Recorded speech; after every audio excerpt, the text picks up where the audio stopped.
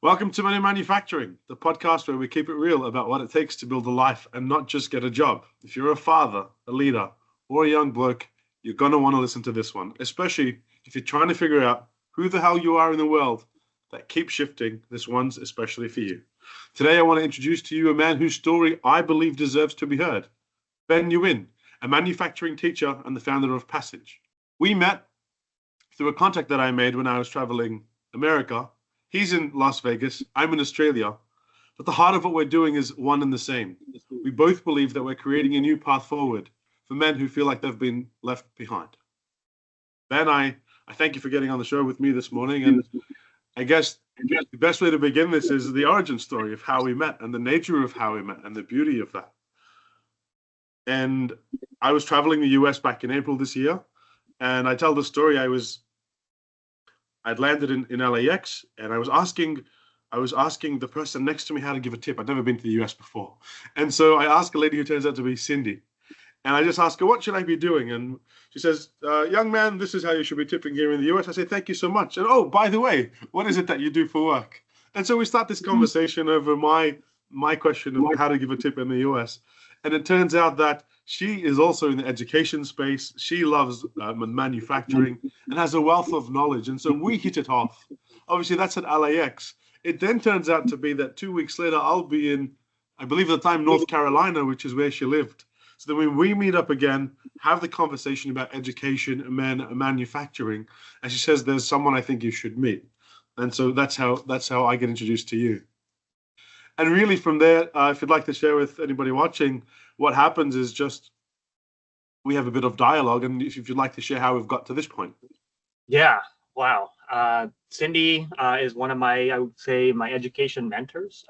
In reflecting on my experiences in education, she comes from a group of educators known as the Milken Educators, which is a group of awardees for a National Teaching Award. Comparison that I've heard of the Milken Award is to that of the Oscars here in America. So imagine that for a teacher. And so a teacher or teachers from each state across the U.S. every year get awarded this honor of being a Milken Educator. I think you've heard of a program called like Teacher of the Year. I'm sure many states and countries have the sort of program where a city will sponsor that sort of thing. So the Milken Educator Award represents that plus so much more. You win a $25,000 cash prize, unrestricted to that educator, and you also get to be part of this larger network of educators called the Milken Educators that span back many decades. And so I myself am a fellow Milken Educator recipient in 2019 representing Nevada, where I was a manufacturing technology teacher and a computer science teacher at the time. And she told me that she knew of someone that she had met that I need to speak with, because I shared her a little bit about some of the projects I've been working on here in Las Vegas related to workforce development, career technical education, and myself being now a manufacturing teacher in terms of like the advanced and automation space. I thought to myself, what I see as the future of my career is building more connections with people, not just within our own country of the USA, but also internationally as we try to tackle the issues of how we upskill our workforce of all age groups. And I work primarily with high school students, but I'm part of different programs, K through 12 in the state of Nevada. So I'm really looking forward to what we can create from our partnerships. And it was so fortuitous that I ran into Cindy at this last forum in LA that we had. And here we are. The timing, it never ceases to amaze me. The timing of things is just one that you couldn't predict. You set out on a mission to do something with your life and perhaps to leave a legacy or make some kind of positive impression. And you do it with a level of faith where you step out and you say, I'm just going to try my best to do what I can. And you could never really make up these kinds of stories that you meet someone randomly in an airport. It happens to be you have the same passions, and then they know somebody else who would be also sharing in the same passion. I'd love for you to talk to me a little bit about Passage before we get into your story and what Passage aims to do. Sure. So during my career as a teacher, I'm now in my 12th year, I began to build connections with my students such that as they would graduate from my program, I taught starting in physics and also in the computer science space, as well as doing an after-school robotics program. I would have many students that would go on to the STEM career fields, including that of like engineering, of doing technical work, or skilled labor. So I have kids who are like electricians, kids who are in construction, et cetera, HVAC, which is a lot of what we see here in Southern Nevada because it's so hot.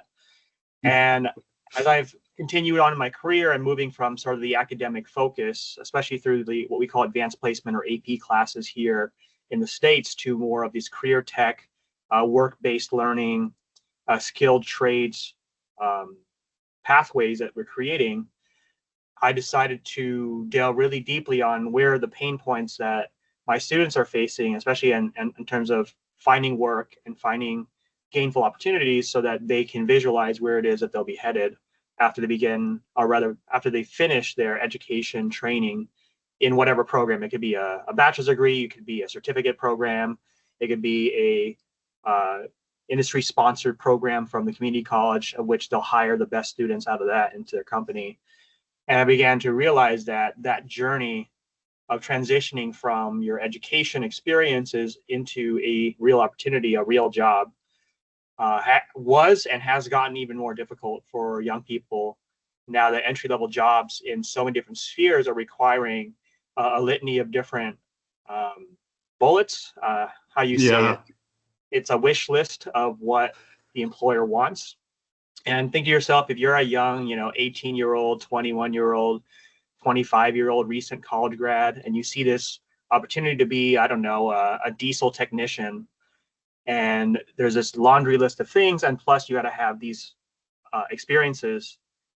If you don't have that experience from an internship or from a contact that you knew of previously, many of the folks who go through these programs, including many of my own students who incur all this debt, start to realize that, hey, what happened? Like, I do everything the way my teachers told me, my parents told me, society told me, in terms of investing time, sacrificing my financial security, etc., to enroll in these programs, of which right now, when it comes to finding work, we have these large databases of jobs, job boards, but the frustration of many, as they're experiencing, and they have experienced this for over the last couple of years, especially including with the AI revolution that we're going through now, is that many of the postings online for work are not real. And in many ways, we're building a generation of people, young people, and especially young boys and young men who are going through these educational programs, who become frustrated that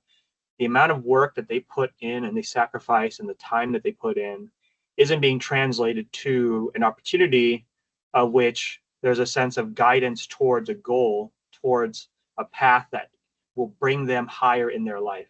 Right now, what I see is they're doing whatever they can to just survive, to subsist. And so Passage is a online platform, a soon to be launched mobile app that will allow for a localized job placement / job discovery environment. So think of like Yelp, but with jobs instead. We're at different businesses. We get a close view at what it looks like to work at that business, especially on the entry side level. So we're taking video clips, we're producing short film, we're producing sort of bite-sized B-roll pieces. So if someone says, hey, I want to go be an auto mechanic, hey, you know what? Jiffy Lube over here is hiring. Hey, this place is hiring over here. Here's their story. Or maybe there's a local mom and pop shop. Would it be correct in saying you bring those stories to life and you give them a face, a real face? Yes, it is very much what I do already as a teacher. I try to make what I teach in the classroom, especially in manufacturing, where like most people think of manufacturing as you're in like a stuffy, dirty factory, bringing in all these toxic fumes. And then we do modern manufacturing in my shop. We use CNC machines. We use all the 3D printing technology. Use a lot of CAD design, and kids love it. And especially even some of the female students who I have who enjoy applying their creative minds, especially towards these larger projects that we're doing, whether it be electrical work, hydraulics, etc.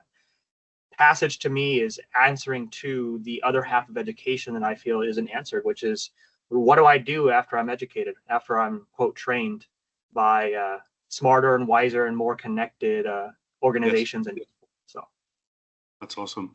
And the question that we raised when we've been getting to know each other over the past few months now was, why Ben? This is a question that would occur in my mind. Why Ben and why the passion? And I think the response that I had within myself was, it seems like you're built for this. And whilst you're a teacher, none of it felt theoretical. It felt it's something that you've lived through. And I'll get you to talk a little bit about your origin story from the refugee roots to living or trying to realize the American dream, which doesn't lend itself to anybody easily. And I think you touched on your upbringing, some of your beliefs and a moral compass. Yeah. And what really stood out to me and what I thought was beautiful is the process of a man becoming a man is the process of manufacturing. And it's the process of constant refinement, fire, pressure, purpose. It's the same thing that makes a diamond what it is in its rarity and its beauty. And so as I sit there and spoke to you over the past few calls that we've had together, you become a role model, and you do that through a teacher. And whilst you have a choice to do anything in life, you really also feel like you have a calling or a deep desire, passion for this industry and for these people. And I'd love to learn a little bit more about who you are as a character and your history, if you will, that led you to do this and be so passionate about it wholeheartedly. And it's so much more than just a job. Thank you. I think that question of freedom is something that many people across the world, not just here in the U.S., they wrestle with. In a world where we have the access of instant technology with information, which I don't know about yourself when you were younger, but I grew up as a library kid, a book kid, where if I had any innate curiosity about whatever I saw, I would go wander to the library, walk there, check out a bunch of books, and take them home and read them. And then the next day I'd be back with another five to seven different books, trying to feed this insatiable hunger about learning about things. This was innate to me, but I recognized that just consuming information or processing things, just ticking off more boxes, it did not fill my soul with a sense of direction. And I think for me, in reflecting on my background, that of my family, we're refugees from Vietnam. Yes. We were part of this lineage called the Boat People, where you have millions of people the Vietnam War, and the events of the turnover of the Southern Vietnamese, the democratic side, to the Northern Vietnamese, the communist, socialist-led branch of that government, inflicting severe pain and suffering on people, to which my parents lived through. My father especially being put in internment camps 3 times, what they called re-education camps. I learned of this story not from him telling me directly, but from me in college getting a grant, flying back to my home village, meeting with relatives from our small community of a couple thousand people nearby the coast. This is in central Vietnam, and them telling me all the secrets of my parents that they never told me. And how come they didn't share that with you personally? I think what the role of a parent is when they bring their children from far away to a new land searching for a brighter future. Oftentimes that focus is purely education or economic or some way of sustaining oneself within that community. Often it means assimilating in such a way where you lose your language and lose some of your culture. I was lucky to keep much of that. I still speak the language, and I still interact with my relatives and family members, many of whom who've come to the States since we have immigrated here.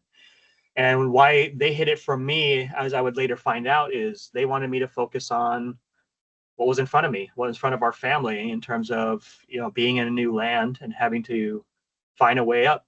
And I think for many folks who do this journey, it's education and through hard work. Work in the sense that you cannot make any excuses. There's no excuse for failure. There's no excuse for not trying. There's no excuse for laziness and all these sort of things where, as they reflect on their own lives, my parents, on what they went through for a chance at freedom, and then to secure it as refugees, because only a small percentage of the 3,000 refugees that were in that tiny camp in Hong Kong, that we had sailed a boat to. Basically, you cram out like 25 people on a small boat that's honestly built probably for like 6 to 8 people, with a small motor in the back, and you sail as far as you can away from the coast without going too far into typhoons. and also not too close to the ocean, so the Northern Vietnamese don't shoot at you. And you sail this narrow passage, hugging southern China, to make it to Hong Kong, which at the time was owned by Britain before '97, where they turned it over to China. And we applied for an opportunity to be interviewed by different countries, and obviously we ended up winding up in the U.S. And my dad told me 0.1% of refugees at that year secured entry, and so myself and my dad, my mother, and my uncle were the lucky few. So I say all this because I reflect upon this knowledge of which they told me before I graduated high school, actually, about this story. Growing up, I just thought, I knew I was born overseas, but I didn't know the circumstances. I thought I was just a normal kid growing up most of his childhood in America. I would say I'm pretty Americanized. I grew up doing the fun stuff, riding my bike out. Chasing ice cream trucks, playing outside, all the normal stuff. I went to public school, K through 12.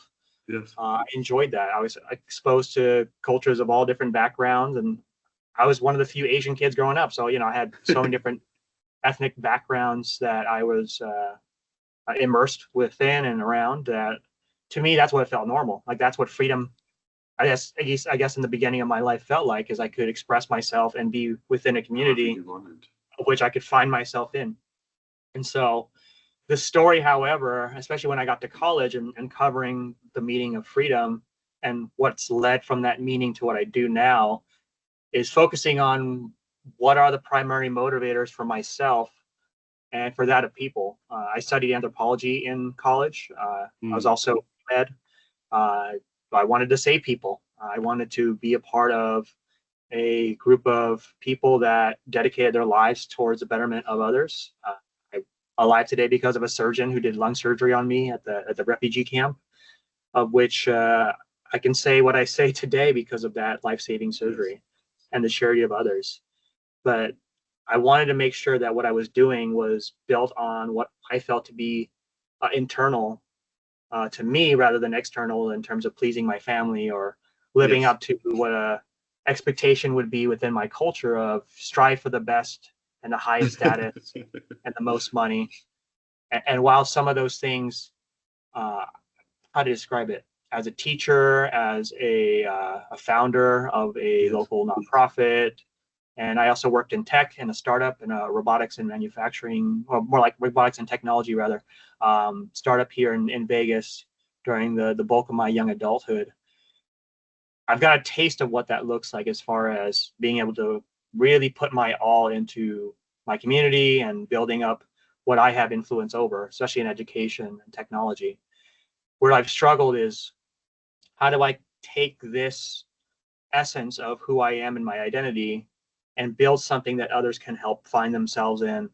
And especially where I'm really focusing deep on is finding a way to gainful employment, work, how one identifies oneself. And I think many of us realize, especially in our world that's driven by money, is what we do for work has such a big impact on who we are as people. You have just made such a great segue there into what I've noted here is the deeper fight, and that this isn't just about jobs to you. It's deeply personal. It's about men and women, but as men, we speak to that because it's something that we're both confident in. And as a teacher, I recall you'd said in earlier conversations that you had a moral responsibility that we all carry to share the lessons and to be able to live life to its fullest based on the opportunities that we've been afforded when people like your parents and family have left their whole life behind, but I think also their identity.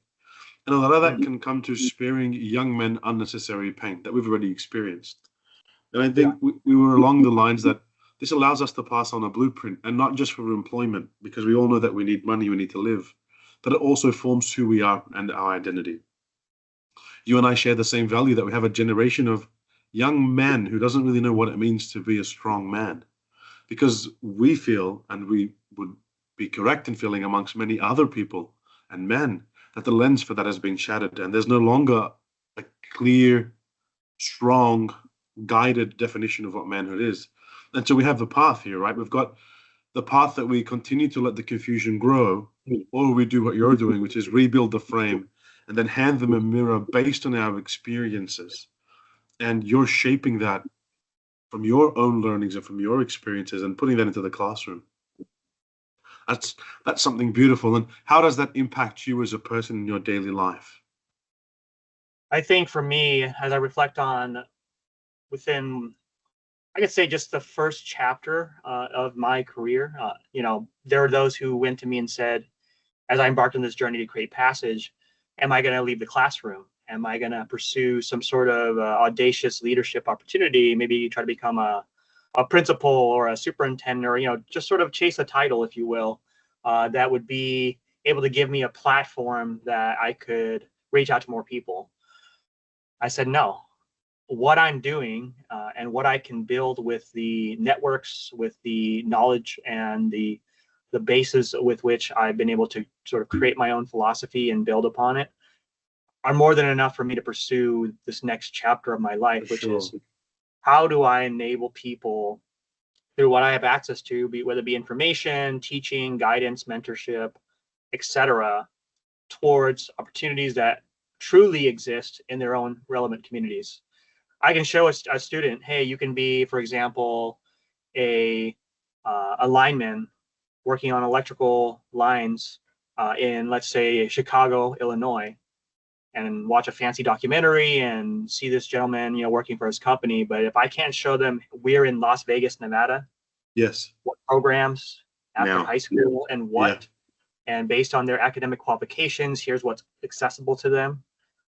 To me, I'm not doing enough. And I find that, especially because of what we charge for schooling and the amount of time that's required to complete these schooling programs, this next generation that we have, especially young boys who are becoming increasingly influenced by online systems and how we've socialized men and masculinity, basically we've pacified this innate, what I feel to be an innate masculine drive towards accomplishing things, of overcoming obstacles, of navigating life with a sense of, I wouldn't necessarily call it control, but a sense of confidence, of focus. Yes. It's a big, SAT, where as you call it here, the sense of I'm going to do what I need to do and do the best I can because that's what I want to do. We've lost that in the translation. And I think, being a public school educator and seeing the system that we have in place, especially with those in leadership and the way we've taken pedagogy and the study of teaching, and moved it to this focus of how do we make people confident and comfortable in their own academic circumstances. So feeling good about what you know versus trying to learn and know more, and then creating a statistical system of which to analyze growth for growth's sake and to justify these oftentimes pedantic or academically winded explanations for why we ought to be pursuing certain systems in education done by people who don't even teach the same students, much less the same communities that us teachers do, that it leaves me with this sense of emptiness, not within myself, but of the world with which I work. And to me, it's very important that I've identified an area within this discipline of education that I work in, this industry, unfortunately being run like a business, even on the nonprofit side, that I feel I have to do something about it. It's a moral responsibility to do something about it, because our future generations are not being helped in any way when we pursue the same systems and put new names on them and then continue to spend, especially in the US here, billions and billions of dollars to get what we get. I am of the sorry. Yeah. No, don't apologize. I love that you're so passionate about this. And I'd made a few notes earlier, and I want to be able to read them to you and just seek your opinion. That in the current world we live in, masculinity and being a man is not a problem. That it's got a beautiful energy which can balance typically what we'd call chaos with structure and sacrifice. And that the boys in your classroom and these young men dream of battle. They need tests, they need challenges, and they really want to make a difference and they want to matter in the world. Yeah. And perhaps the world now is currently spoon-feeding them comfort, and slowly, whether it's on purpose or not, it's destroying them and their soul and really the essence of their being. You made a point in our prior conversations that boys need discipline. They don't need to be diagnosed. They don't need therapists. They need someone to guide them, to stand with them, and to encourage and guide them through the process. How do you feel about that, and how true is that in the context of your classroom? I think there's a level of, I think if you look at the personnel percentages of education or educators, especially in the K-12 space, a larger majority of that is female. Yes. And so that's part of how folks are socialized within those who work within the environment, the teachers, administrators, support staff, etc., but also our students as well. And so it isn't until about high school where the percentages start to level out and you'll see a more equal proportion of men and women. But even within that, the system, especially in the public school sphere, focuses on compliance, of being amicable to your peers, stirring up chaos, of not getting out of your seat because you have a lot of energy, of just being quiet and doing your work, whether or not it has meaning or not. And in that case, especially at the younger grade levels, boys who want to be on their feet, who have a lot more energy, that want to take that energy and direct it towards a particular interest of theirs, whether it be like, let's say I have a set of puzzles in the back of my classroom, and that child who is bored with my lecture on AC, DC electrical systems, not the band, wants to go do that instead, maybe bring it to his desk. For me, I have to pick up on the student and who they are and how they tick, as far as the adjustments I have had to make. And as I talk to my students and their parents about the school system, what I see is a consistent lack of support and continuity between the types of things that we're teaching them and guiding them through the development of their life. Parents are struggling in and of itself just to stay above water when it comes to the trappings of raising kids, being financially stable, and staying out of trouble from all these different avenues that we could run ourselves into, especially here in America. It's so litigious ways that people have to be. We'll get to that a bit later, how we approach these things. But as it relates to young people, especially young boys, you have an overly feminized system of which there are certain behaviors and certain influences within the social sort of hierarchy of those in education, such that the voices of reason, and especially those that are focused on knowledge development in young people, are being shut out by those who are proponents of calming students down, assuaging their uneasiness about other people, not speaking on certain issues, or teaching kids how to socialize or to think about issues, avoiding certain topics versus teaching how to think about them, how to reason about them. And I recognize part of it is due to the liability and legal structure with which America operates, where, especially in the public sphere, a young child can take what they heard from school and bring it home, and then it creates a chaos within the community.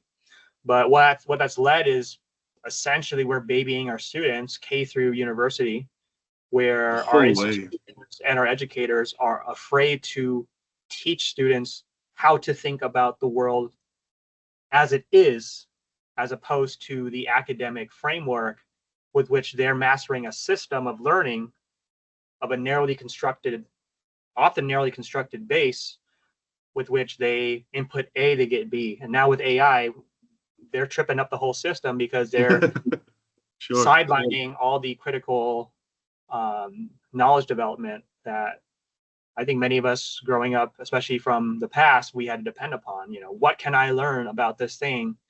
I finished my homework, but I need to learn more about this process because I want to do this someday. I think one of my friends who would work in their garage on engines and rebuild parts, or they would go to the junkyard and grab some random thing and to build upon their knowledge because it was just interesting to them. Those are sort of the nuggets of opportunity that I think should be better communicated, and that would help to cultivate a better sense of directing one towards their interests versus just saying, well, here's the system. If you comply, you'll get X, Y, Z. And many of the patterns that you see, not just in terms of gender or sex, but on your ethnicity rather, and performance on different school measures. Many of that connects to those things connect to this philosophy of, do we assuage the uneasiness of the child, or do we build them for success given the way the world actually works? Do we stay consistent enough to help them through the world as it is, or do we make them feel better about how they are? So this is something I've had to wrestle with, because I understand both points of view. But as it relates to doing what's important and necessary for the better development of young people, this includes, both boys and girls, is that we approach it from truth and reason, of looking at the world not for what we want it to be, but the way it is, and how we adapt and become better to overcome these challenges, and to draw a sense of inspiration and fire within the soul to accomplish, to succeed, versus what I see now, whereas there's a sense of this lingering dread, this feeling that no matter what they do, the world will only get worse. And every generation said they've had it, harder and harder and harder. Yeah, sure. But this generation, especially because of automation and AI and uncertain economic terms, no matter what they do to comply with the system, the way it's written, without immense aid and support and mentorship and connection to special people in their lives, many youth will just be put down in the same type of order that they approach the system, which often is saddled with debt and traps and all these sort of programs that exist to justify themselves, that are heavily financed by debt and money that no one knows to whom or what it goes to. And that frustration, I've seen it, especially in young boys. It's like, what do I do? What do I do when no one cares about me? When modern society says my natural tendencies are seen as disruptive or disharmonious? How do I translate this in a way that isn't just pure anger or fighting or all these sort of negative associations? How do I direct that energy? And I'm going to ask you in a moment about the hero's journey that we've spoken about. But before I do that, you grew up on the eastern side of the world, where there were things like honor, respect, courage, and a sense of duty. And in the Western world, I think it's very self-centered, self-absorbed, and it's whatever is in my own self-serving interest first, and then everybody else. I note that getting to know you has been beautiful, and one of the things that keeps coming out of you is you have a sense of what I've now coined a beautiful duty to serve, educate, and guide these men. And we spoke about that in the context of every man is on his own hero's journey, and the pain isn't the problem. Rather, it's the avoidance of it. It's interesting because what you say is so true. There's this immense amount of energy and excitement and want. And I'd love you to speak to this is, do you find that desire? But it's very hard for a young man to know how to channel that to get where he needs to go. I think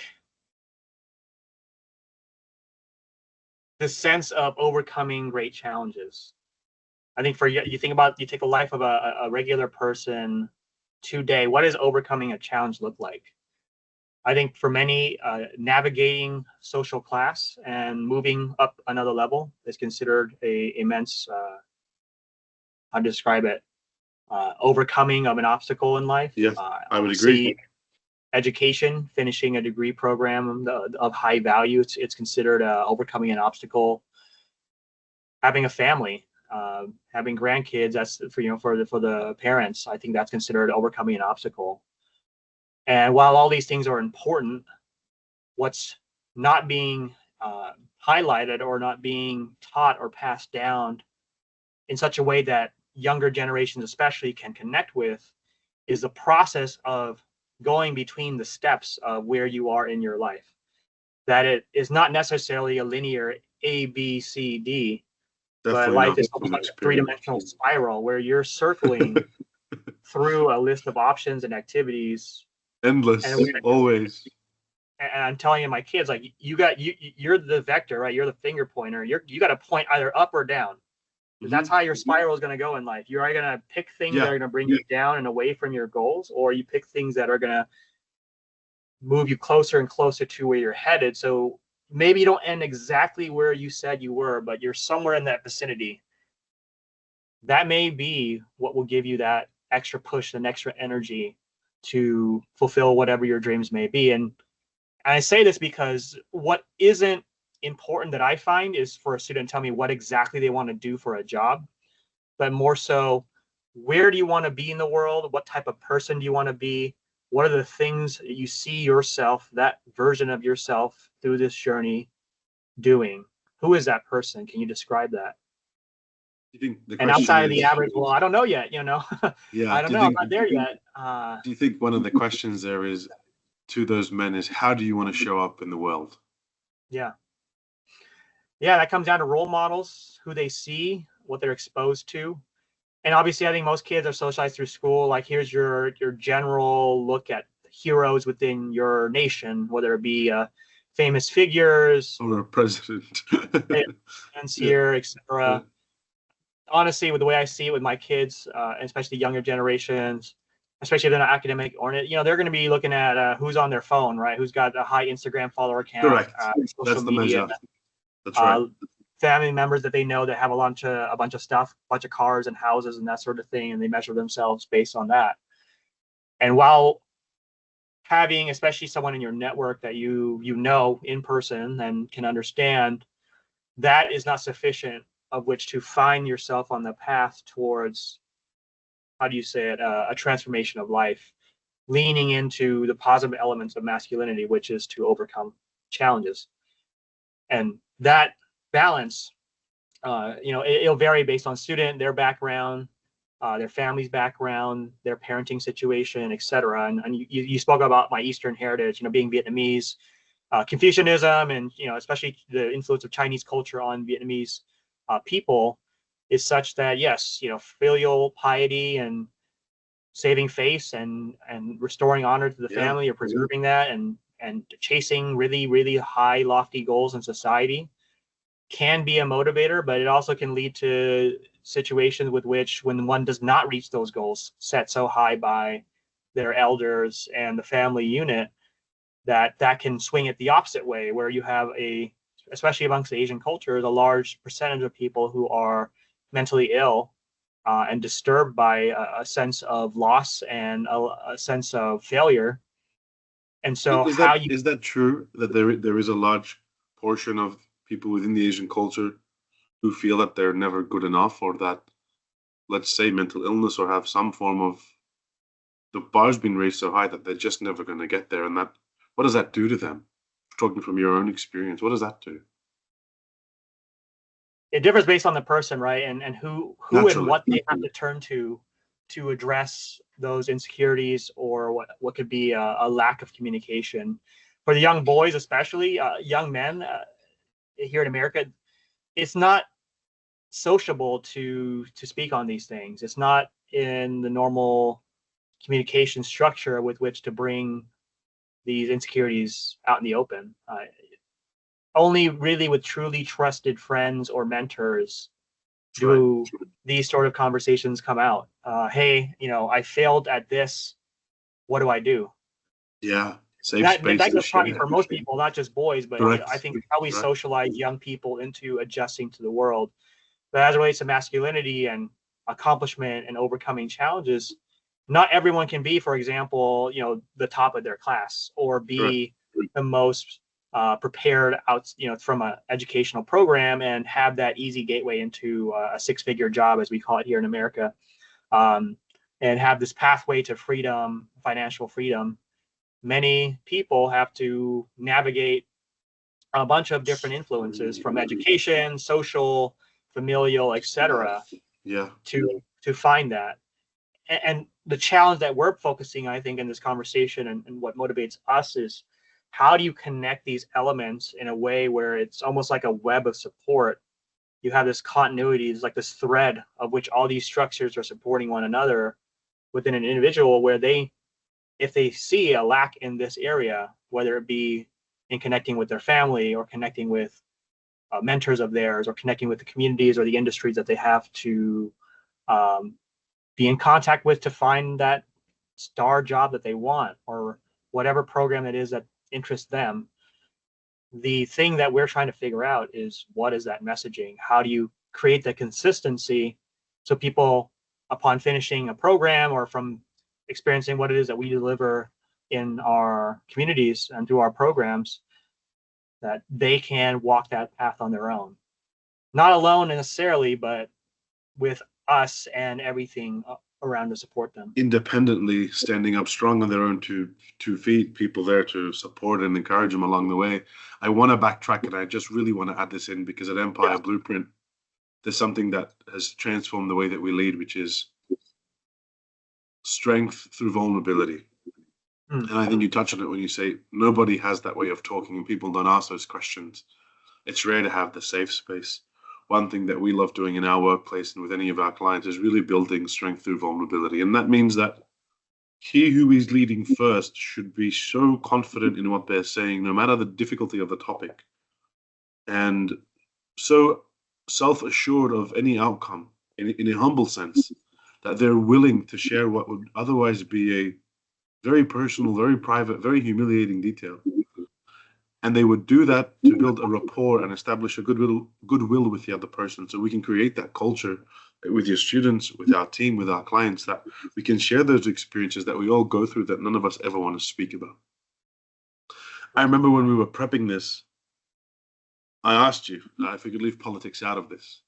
And I then also pondered whether I'd put this in today's podcast, but I think it was a relevant question. You said, JP, we can't. And when I said to you, well, why? It was rather because what's happening isn't necessarily political, but it's a cultural shift. It's a foundational shift. Men are voting for leaders who reflect them. Well, they're supposed to be anyway, right? And too often they're not seeing anyone worth following, both in the US, Australia, or really if we want to talk globally. And we've given up things like morality, clarity, courage, strength, a lot of those key words which would define our masculinity to go out and do good things in the world. We also touch on the fact that not everyone wants to have this insatiable appetite for power and world dominance. But most of us humans, let alone men, really want to live a life without fear. Fear of what's going to happen in our relationship, in our living circumstance, in our work arrangement, in our finances. It's like one of the most basic things from the hierarchy of needs that exists is we just want to live a life in safety and security without fear. When not everybody is going for that thing which is unattainable. And we both share something which is very true, that we will always speak the truth, no matter how difficult that is, even if it would cost us individually or collectively. Because we both uphold the value that speaking the truth and getting the message out there, which is, man, if you're going through a tough time or if you're lost, that is not okay. We understand it, but please find other people that you can count on, that you can lean on. Resources exist, other people exist. We're doing great work, both in Australia and America and across the world, to really bridge that gap. Because we've both gone through the period in our lives where we've understood that feeling of feeling like it's not enough. We grew up in households. I grew up in a Lebanese Christian household, which has very similar values, which is you are expected, and as the eldest son, you are expected to perform and take care of the rest, and you are the big brother. Yeah. And so you feel a huge letdown, which is why I asked you before, because it was so dear to me. You feel a huge gap when you don't think you're good enough. The problem we try and solve, or the issue we're trying to bring to light here, is it's okay because that's life. We understand that, but it's not okay to stay there. Men move on, men stand up, men call to action, take arms, find something to do with your lives that is productive, and that will put you on the path of, like, again, just looping this all in. If men are like manufacturing, which is a process that takes time, effort, refinement, and there's a continual process of always trying to be better, and that's just the way it's going. It's going to start with people like us. I'd love you to add in anything else that we may have missed on, and anything from the political point of view. I know that you had something to say there, and then we'll round out this amazing conversation. Yeah, I think, especially on that sphere in America, of politics, of how it changes the way people communicate with each other, it has become a system of extremes, of which ideologies are dominating, and associations by which, where one decides to vocalize their own thoughts on certain issues, leads to, especially publicly, sort of the shoving effect of them into a certain category, red or blue, if you want to call it that. And because of that, it's become more difficult to critically speak on perspectives within the spectrum of viewpoints on different issues. And so what we see in America, especially as a result of the most recent election, a fissure within our sexes, if you want to call it that, of men drifting towards a more conservative end and women drifting more towards the liberal end, I think lends itself to what we see in terms of how our young people have been socialized, especially here in the West, of this system of, when you want to call it, of compliance to authority versus one of answering to authority with which they have the liberty to interact with. Do we overly rely on those who are governing of us, or do we depend upon ourselves and what we have control over to interact with the world? And I think that's a challenge that we face as people, is the systems of governance in the world, of which much of which moves the financial needle for us. It controls our interest rates. It controls the flow of goods into our countries. It flows, and that flows through our job systems. What industries are going to be able to survive and not on a basis of these larger decisions. I think where it has become especially a poignant thing, as far as the sexes especially, is the fissure of men from the liberal end, much of which, if you want to point to movements like feminism as being one of power struggles, as opposed to struggling for power on the side of women over men versus a pursuing of true equality. And we can look at many examples within that, as far as double standards, of where men are held to a much heavier and graver liability in terms of the courtroom and decisions that in terms of punishments, as opposed to that of women. That has led to a lot of strife, including, of course, you could speak on marriage and divorce rates and many other something I've lived through, especially personally, something I've gone through, that they speak upon. Of course, you have certain voices that are more vocal than others. Certain always. And you call it the manosphere and all these other things. I speak to these things as someone who thinks very diligently, very critically. I consider who is speaking on these things, what is their experience, of course, where are they getting their data on these things, and trying to speak to it in such a way that I can learn from that perspective, from who this is, no matter what background they are from, and I can communicate that in a way that is healthy and productive to those that I care about, my students, my families, the programs that I support here in Nevada.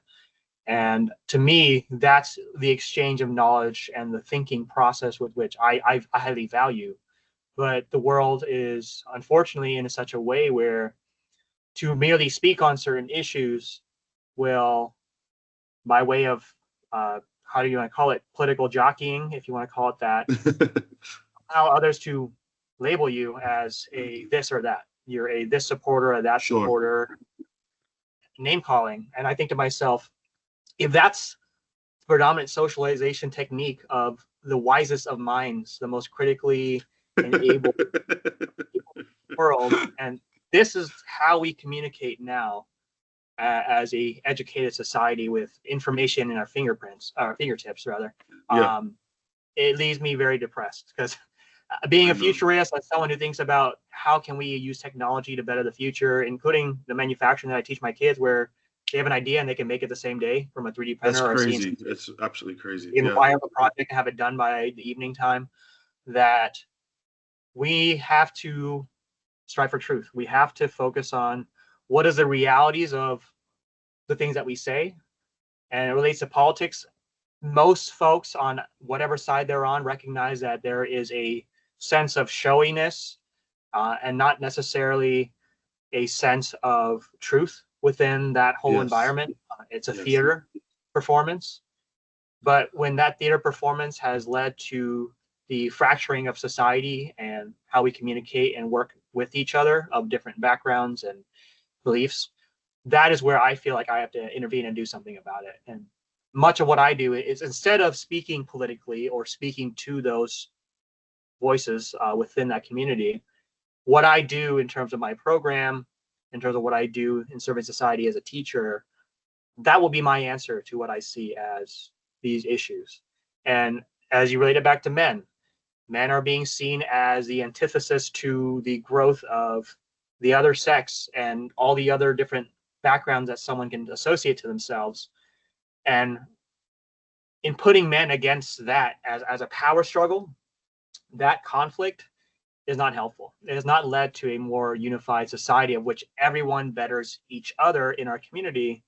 The sense that has allowed the human race to survive as long as it has, by way of truth, by way of responsibility and duty to the collective, that's being lost in a sea of people who are self-minded and focusing more on what they can associate themselves with by way of individually social and individual influence, as opposed to how society truly betters. And this includes the politicians who say a lot and don't do a lot. And if you look at the numbers here in America, if you look at the finances, you break down where money's going, to whom, to what organizations, the closer you look, the the more you find out.